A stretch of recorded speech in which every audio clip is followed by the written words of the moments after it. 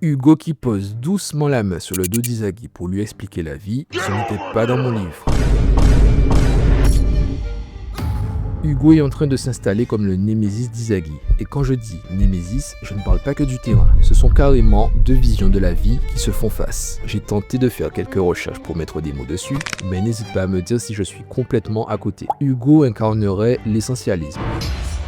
En gros, c'est l'idée que tu nais avec un destin tout tracé. On ne naît pas égaux, point barre. Ton talent, tes limites et ton rôle sont fixés directement dans ton ADN comme un Uchiwa. Pour Hugo, si tu n'as pas les specs d'un attaquant, tu n'as pas forcé les choses. Si tu es né pour être une ombre, n'essaie pas de devenir la lumière. À l'inverse, Izagi représenterait l'existentialisme.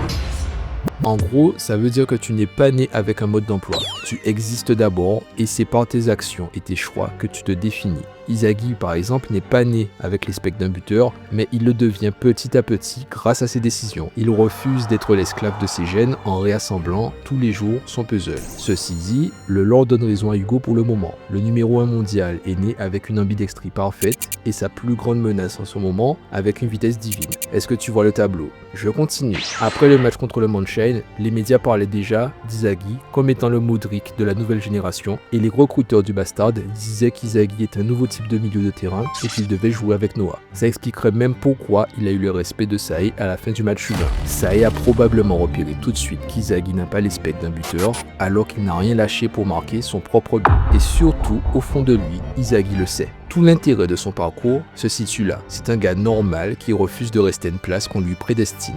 Il va devoir encaisser ce discours en pierre, mais c'est face à ce genre de mur qu'il va prouver que son ego est plus grand que n'importe quel destin posé. Alors, plutôt du genre à construire ton propre destin ou à penser que tout est décidé à la naissance? On en parle en commentaire.